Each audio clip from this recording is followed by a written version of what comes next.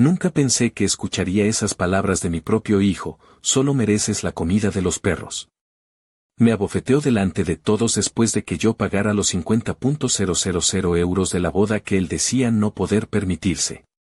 Había pagado el cortijo, las flores, el banquete e incluso la suite nupcial en Cádiz, porque eso es lo que hacen las madres, ¿no? No pedí gratitud, solo que me trataran con respeto. Pero allí, de pie, humillada bajo las lámparas de araña que yo misma había costeado, sentí que algo dentro de mí se apagaba. No grité. No lloré. Simplemente me marché. A la mañana siguiente, hice una llamada y se quedaron sin nada. La mañana llegó con el aroma del café recién hecho y la promesa de un día que lo cambiaría todo. Mientras removía el azúcar en mi taza favorita, esa de cerámica desportillada que Mateo me regaló cuando tenía 12 años, no podía contener la sonrisa que se extendía por mi rostro. Mi hijo se casaba. Mi único hijo, mi razón de vivir durante 31 años, finalmente había encontrado el amor. La voz de Isabel atravesó mis pensamientos como una aguja fría. Estaba sentada frente a mí en mi pequeña cocina, con esa expresión de preocupación que conocía tan bien. Sus manos morenas rodeaban su taza de café con leche y sus ojos me estudiaban con la intensidad de alguien que ha visto demasiado sufrimiento en los pasillos del Hospital Virgen del Rocío. Me preguntó si estaba segura de esto. Sabía perfectamente a qué se refería. El sobre de color manila descansaba sobre la mesa entre nosotras, conteniendo los cheques bancarios conformados que había preparado la noche anterior. Cada céntimo de mis ahorros para la jubilación. Me recordó que esa era mi seguridad financiera, todo lo que tenía. Su voz llevaba esa firmeza que usaba cuando regañaba a los médicos residentes por no seguir los protocolos.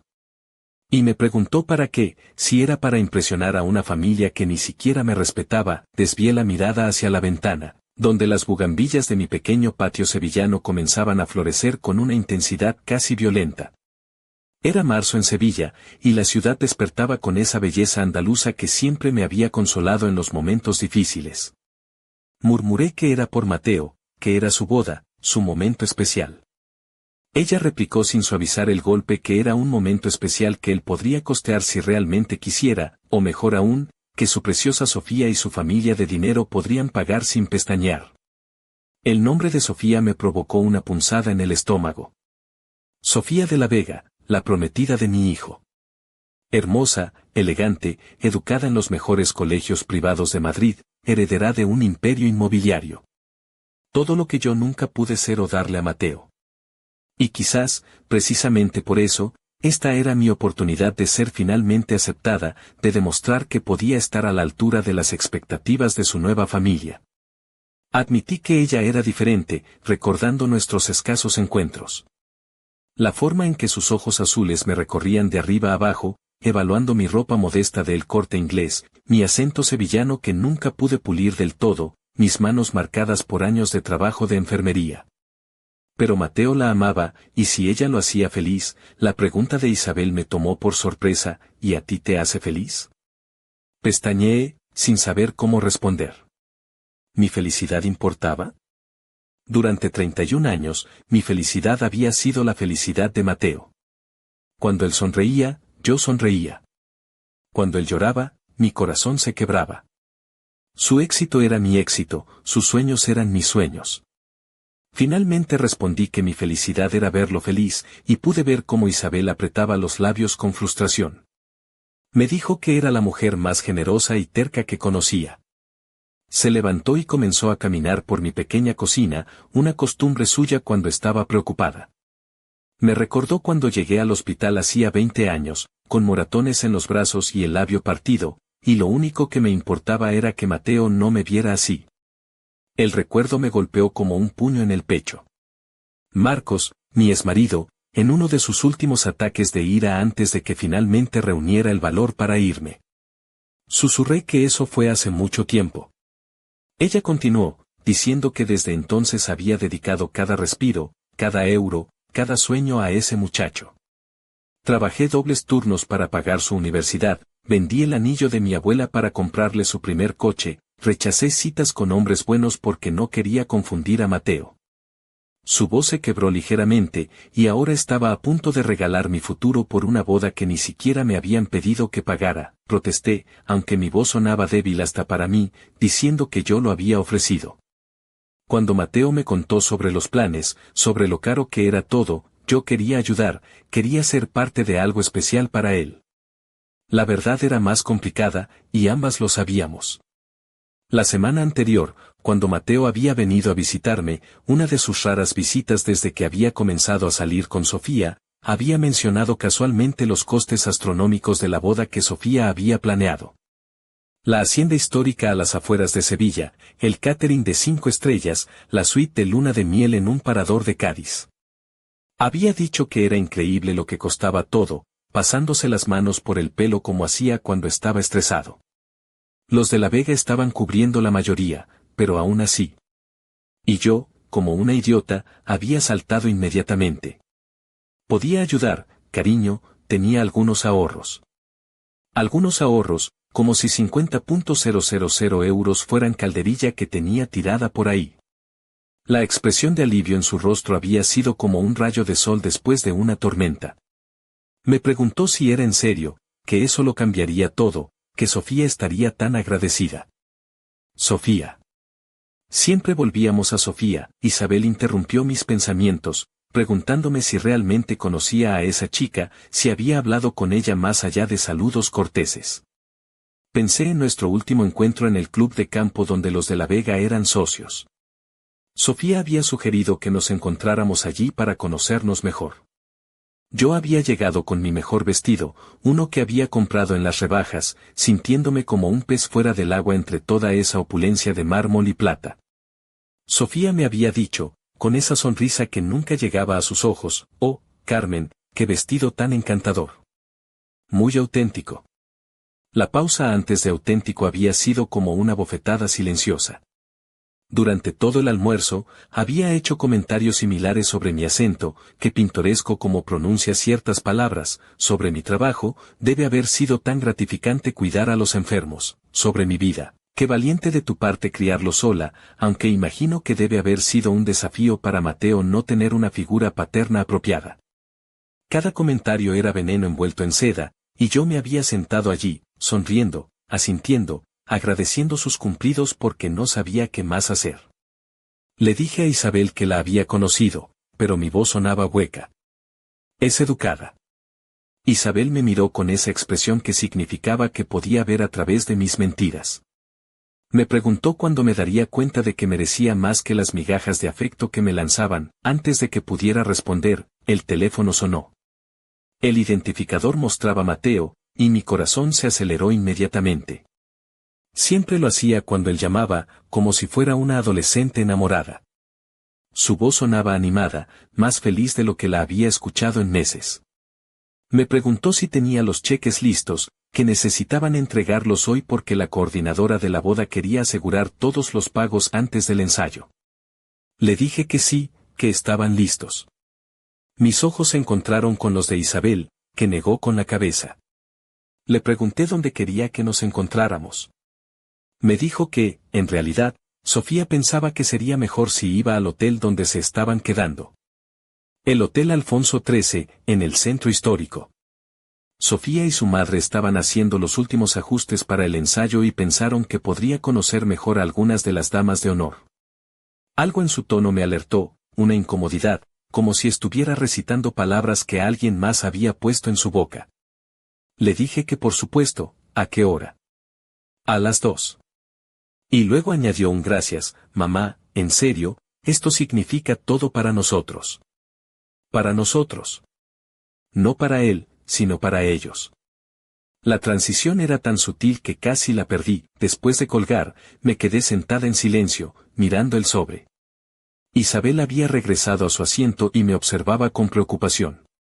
Me dijo suavemente que aún estaba a tiempo de cambiar de opinión. Negué con la cabeza. No podía decepcionarlo, era mi hijo, mi único hijo. Ella respondió que yo era su única madre, y que eso debería significar algo. Significa todo, susurré, por eso tengo que hacer esto. Isabel suspiró profundamente y alcanzó mi mano por encima de la mesa. Sus dedos cálidos y familiares se entrelazaron con los míos. Dijo, esa noche, sentada en el pequeño sofá de mi salón con una taza de manzanilla que se enfriaba en mis manos, no podía quitarme de la cabeza la expresión en el rostro de Mateo cuando me había apartado en el hotel. No era vergüenza, exactamente. Era algo peor. Era como si me hubiera visto realmente por primera vez, y no le hubiera gustado lo que había encontrado. Isabel se había quedado para cenar, y ahora estaba fregando los platos mientras yo me perdía en mis pensamientos. Me preguntó, sin volverse desde la cocina, si sabía qué era lo más triste de todo aquello. Le pregunté qué, aunque no estaba segura de querer saber la respuesta. Me dijo que lo más triste era que yo creía que había hecho lo correcto. Sus palabras se quedaron conmigo mucho después de que se fuera, resonando en el silencio de mi casa vacía. Me fui a la cama esa noche con una sensación extraña en el pecho, como si algo dentro de mí hubiera comenzado a agrietarse. Mañana sería la cena de ensayo. Mañana comenzaría oficialmente la celebración que yo había pagado, pero en la que no era verdaderamente bienvenida. Mientras me quedaba dormida, no sabía que mañana por la noche todo cambiaría, que las grietas que había comenzado a sentir en mi corazón se convertirían en un abismo que no podría cruzar. No sabía que estaba a punto de descubrir exactamente cuánto valía el amor que había estado comprando. Me desperté esa mañana con el eco de las risas burlonas aún resonando en mis oídos. Había dormido mal, dando vueltas en la cama mientras mi mente reproducía una y otra vez los eventos del día anterior en el Alfonso XIII. Pero era el día de la cena de ensayo, y me negué a permitir que mi incomodidad arruinara lo que debía ser una celebración. Me vestí con especial cuidado, eligiendo un vestido de cóctel color vino de Adolfo Domínguez que había comprado específicamente para esta ocasión. El tejido, una seda pesada, caía con una elegancia que esperaba me diera la confianza que no sentía. Era elegante pero conservador, costoso para mis estándares, pero probablemente modesto para los de la Vega. Me peiné con esmero, recogiendo mi pelo canoso en un moño bajo y elegante.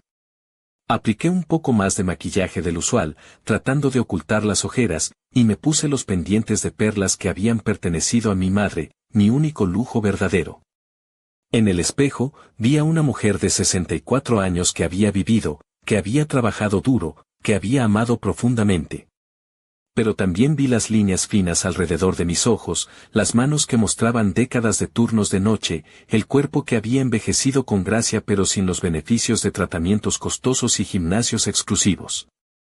Eres hermosa, me dije a mi reflejo, tratando de creer mis propias palabras. La cena de ensayo se realizaría en la hacienda de San Rafael, una finca espectacular a las afueras de Sevilla que había sido restaurada como lugar para eventos.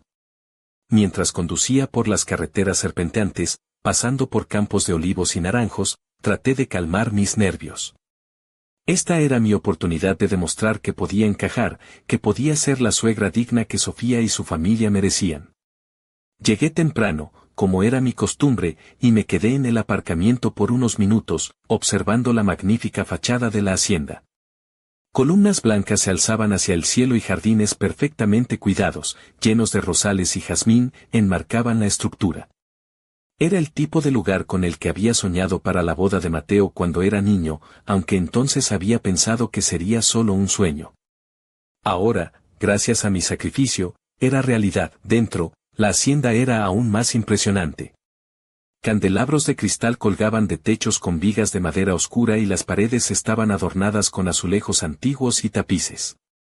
Todo respiraba historia, elegancia y el tipo de dinero que se heredaba de generación en generación. Los invitados comenzaron a llegar, los de la Vega con su círculo de amigos de la alta sociedad madrileña, los colegas de trabajo de Mateo, algunos primos lejanos que había conocido en reuniones familiares esporádicas. Yo conocía a pocas personas y me encontré vagando por la periferia de las conversaciones, sonriendo educadamente cuando alguien me dirigía la palabra. Sofía llegó como una reina, vestida con un diseño de seda color champán de un diseñador del que nunca había oído hablar, pero que probablemente costaba más que mi alquiler de 3 meses. Su pelo rubio caía en ondas perfectas sobre sus hombros y cada joya que llevaba gritaba silenciosamente su estatus. Su piel, tersa y bronceada, contrastaba con el brillo de los diamantes en sus orejas. Mateo la acompañaba, vestido con un smoking que lo hacía parecer un extraño elegante y apuesto. Cuando me acerqué a saludarlos, Sofía me recibió con esa sonrisa que había aprendido a temer. Me dijo que estaba encantadora esa noche, su mirada recorriendo mi vestido con una evaluación que me hizo sentir como si estuviera siendo examinada y encontrada deficiente. Le dije que ella estaba absolutamente radiante, y era cierto. Era imposible negar que Sofía era hermosa, aunque su belleza tuviera una cualidad fría y afilada que me ponía nerviosa. Mateo se inclinó para darme un beso en la mejilla, pero fue mecánico, como si fuera una obligación social más que un gesto de afecto. Me dijo que se alegraba de que estuviera allí. Había algo en su tono que me molestó, como si mi presencia fuera una sorpresa en lugar de algo esperado. Era la madre del novio, después de todo. Más que eso, era la persona que había hecho posible toda esta celebración. La cena fue una prueba de resistencia. Me sentaron en una mesa lateral, lejos de la mesa principal donde se encontraban los de la Vega, la familia de Sofía y los invitados más importantes. Mis compañeros de mesa eran otros familiares distantes y algunas personas que, como yo, parecían estar allí por obligación más que por elección. Durante la cena, observé a Mateo y Sofía en la mesa principal. Él parecía diferente, más pulido, más distante. Cada vez que Sofía le hablaba, él asentía con una sonrisa que no reconocía, como si estuviera representando un papel. Cuando sus ojos se encontraron con los míos a través del salón, me saludó con la mano, pero fue un gesto vacío, desprovisto de calor.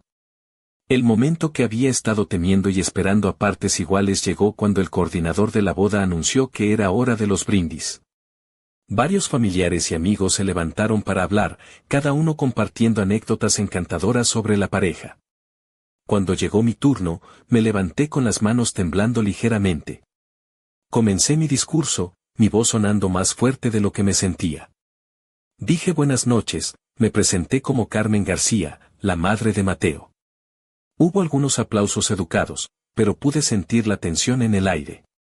Sofía tenía una sonrisa forzada y Mateo parecía incómodo. Continué, mi voz cobrando fuerza, contando que crié a Mateo sola, que fueron años difíciles pero que cada sacrificio valió la pena al ver al hombre extraordinario en el que se había convertido. Le dije a Mateo que desde pequeño soñaba con encontrar a alguien que lo amara tal como era, y que en Sofía podía ver que había encontrado eso. Hasta aquí, todo iba bien. Pero entonces, impulsada por la emoción y quizás por la copa de vino, continué. Dije que hacía 31 años, cuando Mateo nació, hice una promesa, que siempre estaría ahí para él, que nunca le faltaría nada mientras estuviera en mi poder dárselo. Esa promesa me llevó a trabajar dobles turnos, a negar mis propios deseos, a poner su felicidad antes que la mía en cada decisión que tomé. Pude ver a Sofía intercambiar una mirada con su madre, una mirada que no auguraba nada bueno. Concluí diciendo que hoy, al ver a estos dos jóvenes tan enamorados, al saber que pude contribuir a hacer realidad su día perfecto, sentía que esa promesa se había cumplido. Levanté mi copa hacia mi hijo y su futura esposa, deseándoles una vida de felicidad. Esperaba el brindis tradicional, pero el silencio que siguió fue incómodo. Algunos invitados aplaudieron débilmente, pero pude ver la expresión de horror en el rostro de Sofía y la mortificación en el de Mateo. Me senté, mi corazón palpitando, dándome cuenta de que había cometido algún error terrible, pero sin entender exactamente cuál. No tuve que esperar mucho para averiguarlo. Después del brindis, mientras los invitados se movían hacia el patio para tomar café y postre, Sofía se me acercó con una sonrisa que no engañaba a nadie. Me dijo que mi discurso había sido muy emotivo, su voz goteando con descendencia. Muy auténtico. Esa palabra de nuevo. Auténtico, como si ser genuina fuera algo vergonzoso. Le di las gracias, diciendo que solo quería expresar lo orgullosa que estaba de Mateo. Ella replicó que era adorable como los padres a veces no podían evitar hacer que todo fuera sobre ellos, y ahora su sonrisa había desaparecido completamente, especialmente cuando se sentían inseguros sobre su lugar en situaciones sociales. El insulto fue como una bofetada. Le dije que no entendía. Ella se acercó más, y pude oler su perfume caro y ver el brillo calculador en sus ojos. Me dijo que creía que sí entendía, que entendía perfectamente que este no era mi mundo, que nunca lo sería, y que mis pequeños intentos de insertar mi historia personal en su celebración eran No dormí esa noche. Me quedé sentada en mi sofá hasta que los primeros rayos del amanecer se filtraron a través de las cortinas de mi salón. Mi mejilla todavía palpitaba con el recuerdo de la mano de Mateo, un eco físico del dolor que me desgarraba por dentro. Cada vez que cerraba los ojos, veía su rostro contorsionado por la ira, escuchaba sus palabras cortándome como cuchillos: tú solo mereces la comida de los perros.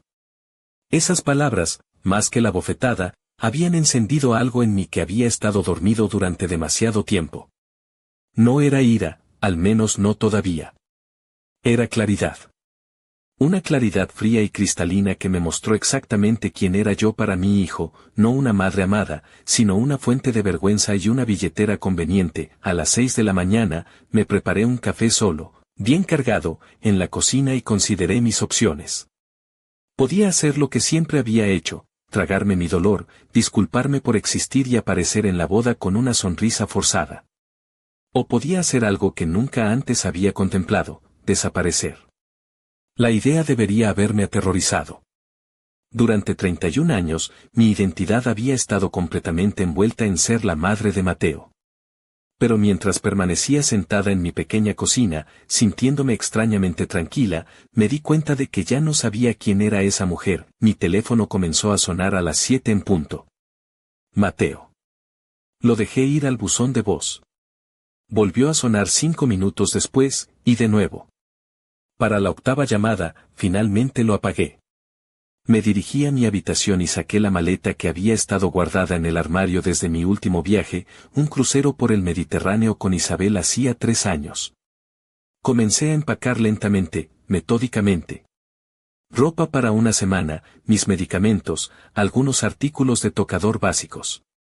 Mientras doblaba cada prenda, sentía como si estuviera empacando los restos de mi antigua vida. Luego, me dirigí a mi escritorio y saqué mi chequera y una libreta. Durante la siguiente hora, hice una serie de llamadas telefónicas que lo cambiarían todo. La primera llamada fue a la Hacienda de San Rafael. Dije buenos días, que hablaba Carmen García, y que necesitaba cancelar la recepción de bodas programada para hoy. El gerente tartamudeó, diciendo que la boda era en 6 horas. Le dije que lo sabía, y que la estaba cancelando. Le recordé que el contrato estaba a mi nombre, que los pagos se habían hecho con mis cheques conformados y que tenía derecho legal a cancelar. Me preguntó si había hablado con mi hijo sobre esto. Respondí que no era necesario, que todos los arreglos financieros se habían hecho a través de mí y que le enviaría el aviso de cancelación por burofax inmediatamente. Colgué antes de que pudiera protestar más. La segunda llamada fue al servicio de catering. Buenos días, habla Carmen García. Necesito cancelar el servicio para la boda García de la Vega de hoy. La respuesta fue de pánico: pero si ya tenían toda la comida preparada. Le repetí que el contrato estaba a mi nombre, que tenía copias de todos los documentos y que cancelaba el servicio con efecto inmediato. La tercera llamada fue al Parador de Cádiz, donde había reservado y pagado la suite de luna de miel. Me dijeron que la reserva no era reembolsable. Les dije que no estaba pidiendo un reembolso, solo cancelando la reserva. Una por una, desmantelé cada aspecto de la boda que había financiado. El florista, el fotógrafo, el transporte de los invitados, el cuarteto de cuerda, todos recibieron llamadas de cancelación. Con cada llamada, sentía como si estuviera liberando una parte de mí misma que había estado atada a las expectativas de otros. Cuando terminé, eran las 9 de la mañana. Me serví otra taza de café y escribí 2 cartas. La primera era para Isabel. Le decía que para cuando leyera esto, ya me habría ido. Le pedía que no tratara de buscarme, que estaba bien y que necesitaba tiempo para pensar. Le escribí que anoche descubrí que la persona que creía ser nunca existió realmente, que era solo una versión de mí misma que construía alrededor de las necesidades de Mateo. Terminé diciéndole que la amaba como a la hermana que nunca tuve y que nos veríamos pronto. La segunda carta era más difícil. Mateo, escribí. No estaré en tu boda hoy. No porque esté enfadada contigo, aunque debería estarlo, sino porque finalmente me he dado cuenta de que mi presencia nunca fue realmente deseada. Anoche, cuando me golpeaste y me dijiste que solo merecía la comida de los perros, vi algo en tus ojos que me tomó 31 años reconocer: desprecio. No solo frustración o vergüenza temporal, sino desprecio genuino por la mujer que te crió. Durante más de 3 décadas, hice de tu felicidad mi propósito de vida. Trabajé turnos dobles para que pudieras ir a la universidad, vendí las joyas de mi abuela para comprarte tu primer coche, rechacé citas para no confundirte. Cada decisión que tomé fue filtrada a través de una pregunta: ¿qué es mejor para Mateo? Anoche aprendí que nada de eso importó. Para ti, no soy una madre que merece respeto, sino una fuente de vergüenza que debe ser tolerada mientras sea útil. Los contratos para la hacienda, el catering, las flores, el transporte y la luna de miel estaban todos a mi nombre. Acabo de cancelar cada uno de ellos. No es venganza, es una lección. Una lección sobre lo que sucede cuando tratas el amor como algo que puedes tomar sin dar nada a cambio. Espero que encuentres la felicidad, hijo mío, pero ya no será a mis expensas. Mamá, sellé ambas cartas y las dejé en la mesa de la cocina. Luego, tomé mi maleta y salí de la casa que había sido mi hogar durante 15 años. No miré atrás. Mientras tanto, en el Hotel Alfonso XIII, el caos estaba comenzando a desarrollarse. Mateo se despertó con una resaca emocional terrible y el recuerdo vívido de lo que había hecho la noche anterior. Por primera vez en meses, Sofía no estaba inmediatamente a su lado, dictando el horario del día, y en ese espacio silencioso, la culpa lo golpeó como una ola. Había abofeteado a su madre. En público. Delante de cientos de personas. Tomó su teléfono y marcó mi número por 9ª vez esa mañana. Directo al buzón de voz, otra vez. Dejó un mensaje. Mamá, soy yo. Mira, sobre anoche, necesitamos hablar. Sé que las cosas se salieron de control, pero hoy es mi boda y, bueno, necesito que estés ahí. Llámame. A las 10, Sofía irrumpió en su habitación con una expresión de pánico que nunca antes había visto en ella. Gritó que tenían un problema enorme. Mateo preguntó qué tipo de problema. El tipo de problema donde no hay boda, dijo ella, su voz aguda, histérica. Acababa de recibir una llamada de la hacienda de San Rafael. Tu madre canceló todo. Todo. Mateo se sentó lentamente en la cama. ¿Qué quieres decir con que canceló todo? El cortijo, el catering, las flores, todo está cancelado. El gerente dice que como ella pagó todo y los contratos están a su nombre, tiene derecho legal a cancelar. Sofía estaba paseando por la habitación como un animal enjaulado. Le espetó: ¿cómo pudiste ser tan estúpido anoche? La realidad comenzó a asentarse en la mente de Mateo como cemento húmedo. Murmuró que debía haber un error, que ella no haría esto. Sofía le arrojó su teléfono. Le dijo que llamara él mismo a la hacienda, al servicio de catering, a quien quisiera.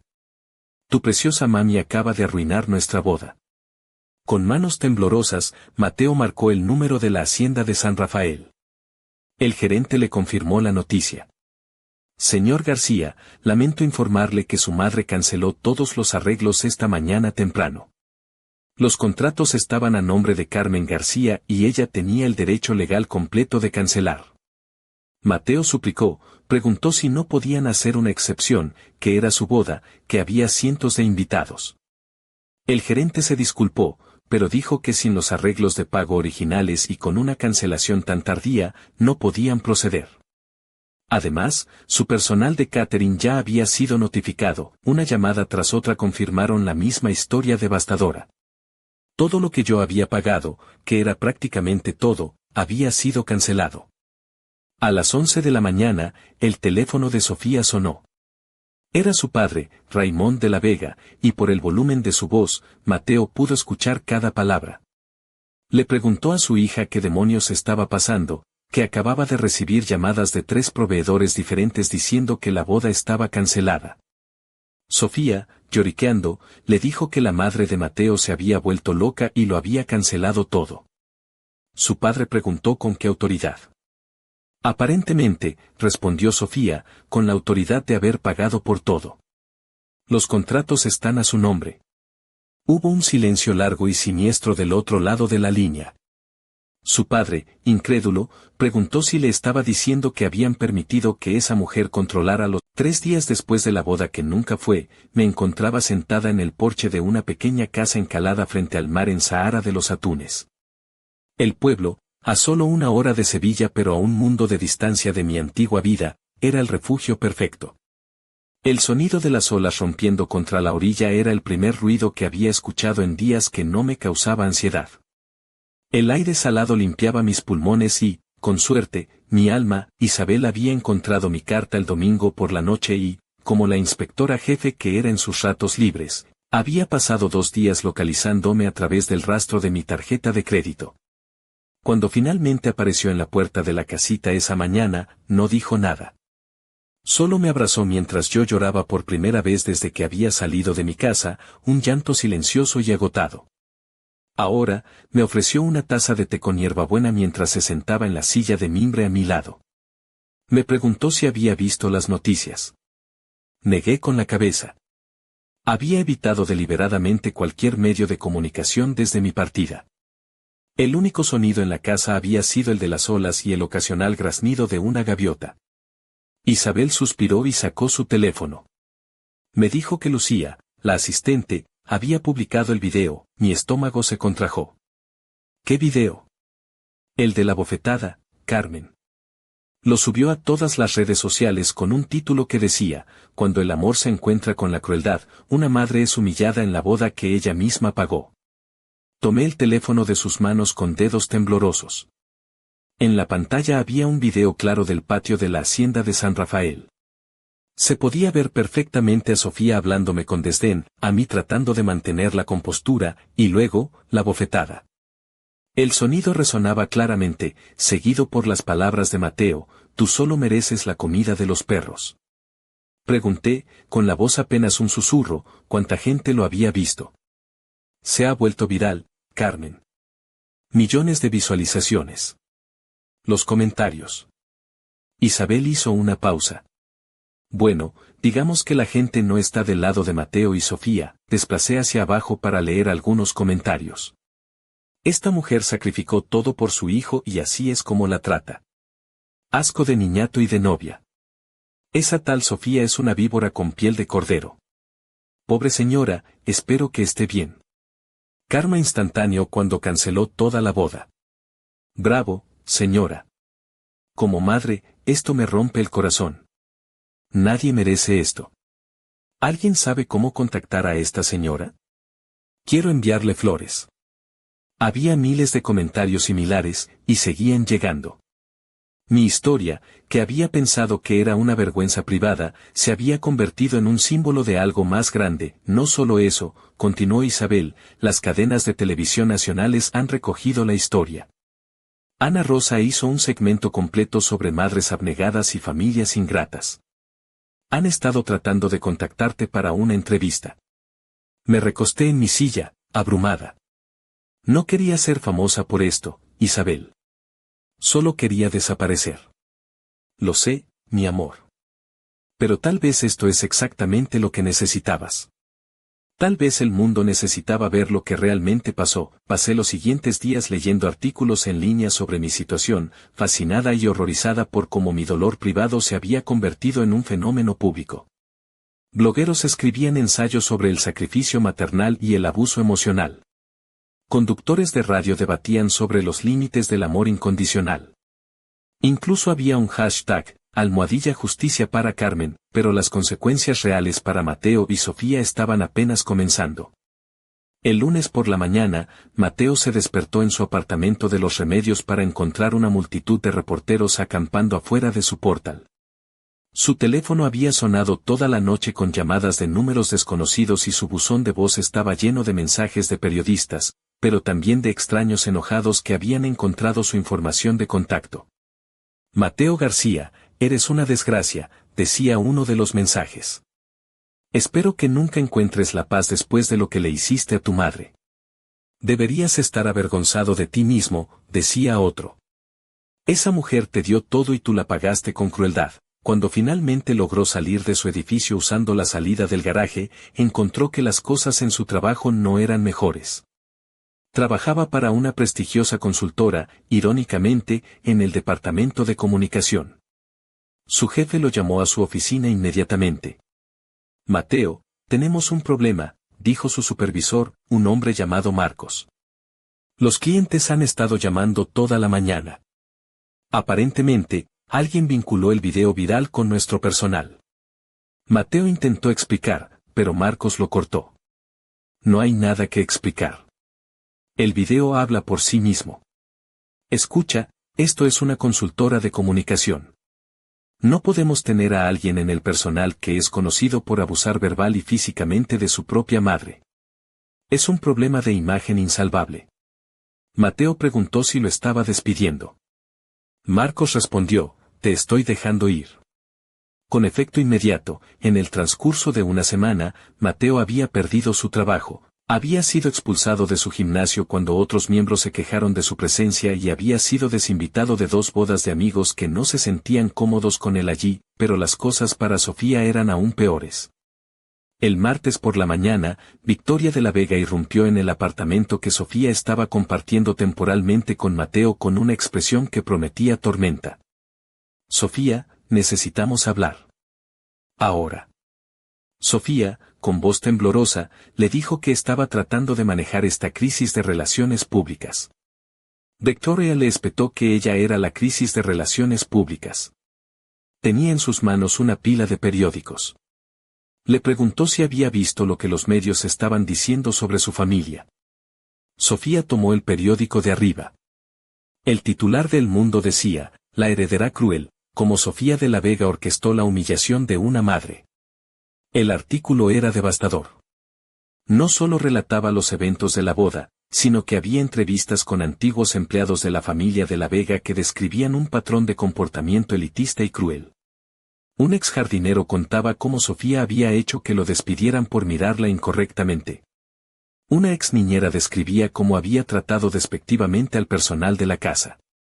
Sofía tartamudeó que era mentira, que estaban exagerando todo. Victoria arrojó más periódicos sobre la mesa. Mira El País. Mira el ABC. Cada periódico contaba la misma historia desde diferentes ángulos, pero todos llegaban a la misma conclusión. Sofía de la Vega era una socialité cruel que había manipulado a su prometido para que abusara de su propia madre. Y esto no es lo peor, continuó Victoria. Tu padre recibió una llamada esta mañana. 3 de nuestros inversores más grandes están retirando su apoyo de nuestros proyectos inmobiliarios. Dicen que no quieren estar asociados con el tipo de familia que criamos. Sofía se puso pálida. Pero el dinero no tiene nada que ver con esto. Victoria gritó, todo tiene que ver con el dinero. Nuestra reputación es nuestro negocio, y tú la has arruinado. El miércoles, la situación empeoró cuando aparecieron los problemas legales. Una jueza de Sevilla, Eloísa Kini, una mujer de 67 años con reputación de ser brillante y sin tonterías, presidía una audiencia de emergencia que los de la Vega habían solicitado. Querían que se congelaran mis cuentas bancarias y que se me obligara a devolver el dinero que había malversado al cancelar la boda. Isabel me había convencido de contratar a un abogado. Y juntas nos sentamos en la sala del tribunal mientras el abogado de los de la Vega, un hombre elegante con un traje de 3.000 euros, argumentaba su caso. Dijo que su señoría, la señora García actuó de manera maliciosa y vengativa al cancelar estos contratos, y que sus clientes habían sufrido daños significativos. La jueza Kini levantó una ceja. ¿Daños? ¿Qué tipo de daños? El abogado respondió, humillación pública, pérdidas financieras, daño emocional. La jueza se dirigió a mi abogado, un hombre mayor llamado Roberto, que Isabel había conocido a través de conexiones de la policía. ¿Tiene algo que decir sobre esto, letrado? Roberto se levantó con una pila de documentos. Su señoría, mi cliente pagó por estos servicios con sus propios fondos, usando sus propias tarjetas de crédito y cheques conformados. Todos los contratos fueron firmados por ella, y solo por ella. No hay evidencia legal de que haya actuado fuera de sus derechos contractuales. El abogado de los de la Vega comenzó a hablar de la intención, pero la jueza lo cortó firmemente. La intención es irrelevante. ¿Los contratos estaban a nombre de la señora García? Sí. ¿Los pagos fueron hechos con sus fondos personales? Sí. ¿Había algún acuerdo legal que le impidiera cancelar? 3 meses después de la boda que nunca fue, había establecido una rutina en Sahara de los Atunes que me llenaba de una paz que no había conocido en décadas. Todas las mañanas, caminaba por la playa al amanecer, recogiendo conchas y observando a los pescadores preparar sus barcas. El aire fresco del Atlántico era un bálsamo. Luego desayunaba en el pequeño café del pueblo, el Trocadero, donde la dueña, María, una mujer robusta y de risa fácil, había comenzado a guardarme mi mesa favorita junto a la ventana. Las tardes las pasaba como voluntaria en el centro de salud local, un pequeño ambulatorio que atendía a familias de bajos recursos y a los ancianos del pueblo. Después de 30 años como enfermera, descubrí que cuidar a otros, sin las presiones burocráticas de un gran hospital, me recordaba por qué había elegido esta profesión en primer lugar. Isabel venía a visitarme los fines de semana, y juntas habíamos comenzado a planear algo que nunca me había atrevido ni a soñar, mi propio centro de bienestar para mujeres mayores. Había suficiente dinero restante de mis ahorros de jubilación, después de todo, las cancelaciones me habían devuelto la mayoría de los fondos, para comenzar algo pequeño pero significativo. Me preguntó ese sábado por la mañana, mientras paseábamos por la playa, si había pensado en un nombre. Le respondí sin dudar, Casa de Gracia.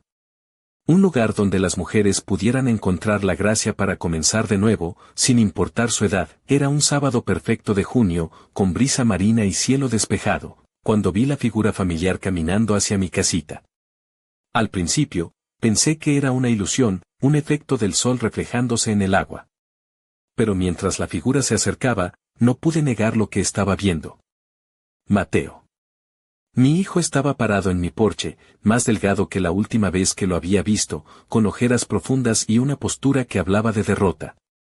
Mi corazón se aceleró inmediatamente. 31 años de instinto maternal no se borraban fácilmente. Pero también sentí algo nuevo, cautela. Ya no era la mujer que correría hacia él sin pensar en mi propia protección emocional. Me acerqué a los escalones del porche. Su voz era ronca cuando dijo mi nombre. Le respondí con un neutral Mateo, aunque mis manos temblaban ligeramente. Me preguntó cómo me había encontrado. Admitió que había sido Isabel, que le había rogado que le dijera dónde estaba, que le había costado 3 meses convencerla. Subí los escalones y me senté en mi silla de mimbre favorita, la que daba al océano. No lo invité a sentarse, pero él tomó la otra silla de todas formas. Por varios minutos, ninguno de los dos habló. El sonido de las olas llenaba el silencio entre nosotros, y pude ver a Mateo luchando por encontrar las palabras.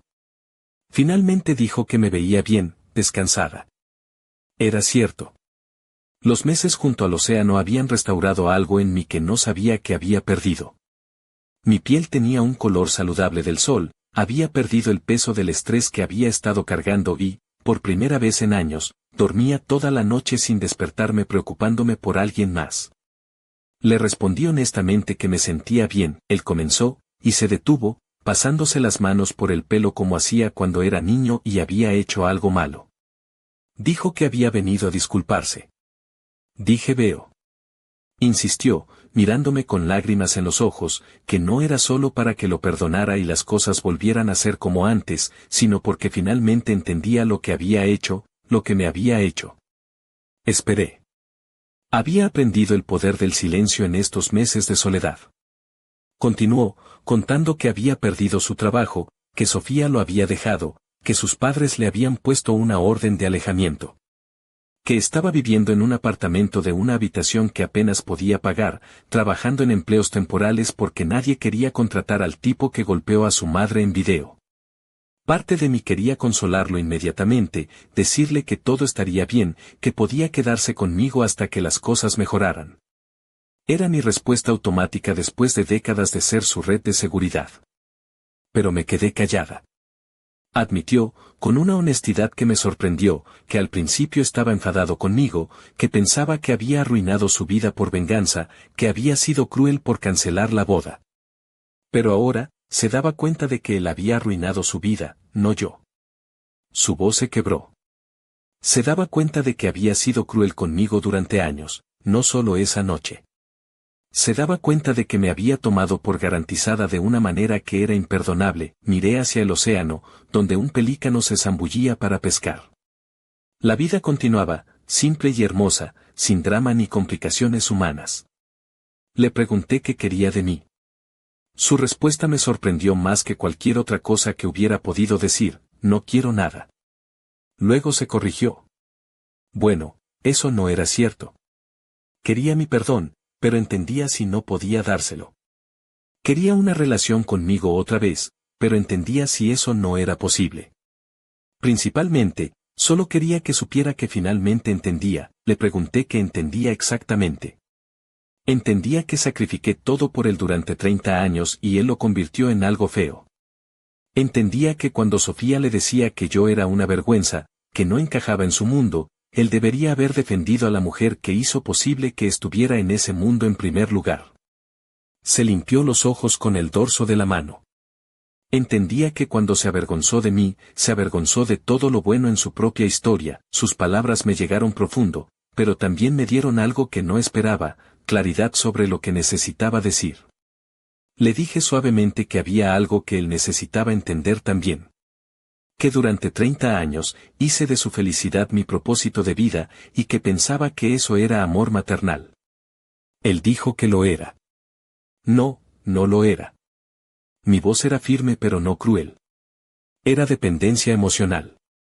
Era miedo a vivir mi propia vida. Hice de ti mi razón de existir, y eso no era justo para ninguno de los dos. Lo vi procesar esto, la confusión cruzando por su rostro. Lo convertí en mi todo porque tenía miedo de descubrir quién era yo sin él. Y cuando hice eso, lo puse en una posición imposible. ¿Cómo podía vivir su propia vida cuando sentía que era responsable de la mía?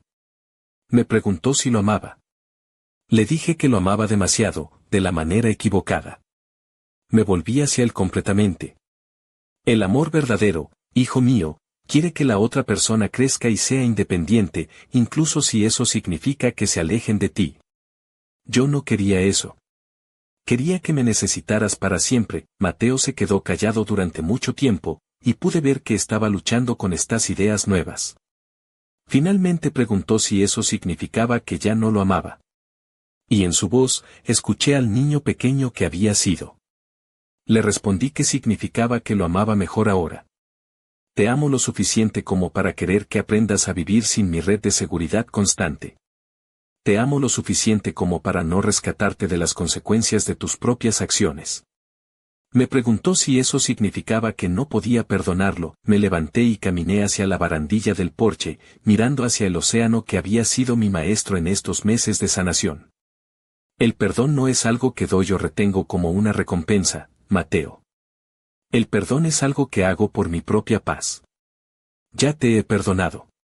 Vi su alivio, pero levanté mi mano antes de que pudiera hablar. Pero perdonarte no significa que las cosas vuelvan a ser como antes. No significa que voy a volver a mi antigua vida de vivir para ti en lugar de para mí. No significa que voy a permitir que mi amor por ti me haga pequeña de nuevo. Me preguntó qué significaba entonces. Me senté de nuevo y saqué una carta de mi bolso, una que había escrito años atrás pero nunca había entregado. Le dije que la había escrito cuando tenía 25 años, después de que se graduara de la universidad pero antes de que conociera a Sofía. Era una carta sobre el hombre que esperaba que se convirtiera. Con manos temblorosas, abrió el sobre y comenzó a leer en silencio. Vi sus ojos moverse por las líneas y observé cómo su expresión cambiaba de curiosidad a sorpresa y, finalmente, a algo parecido al dolor. Leyó en voz alta: esperaba que fueras amable. Esperaba que fueras generoso con los menos afortunados. Esperaba que recordaras de dónde venías y honraras los sacrificios que hicieron posible tu éxito. Esperaba que encontraras a alguien que te amara por quien eres realmente, no por lo que posees. Esperaba que fueras un hombre que defendería a su familia en lugar de avergonzarse de ella. Se detuvo y me miró. Me preguntó si era alguna de esas cosas. Le respondí honestamente que no lo sabía, pero que esperaba que pudiera llegar a serlo, dobló la carta cuidadosamente y se la puso en el bolsillo. Me preguntó si le daría una oportunidad de intentarlo, de ser el hombre que esperaba. Le dije que no iba a darle nada, que eso era algo que tenía que hacer por sí mismo, para sí mismo. No para impresionarme o para conseguir que regresara a su vida. Para convertirse en la persona que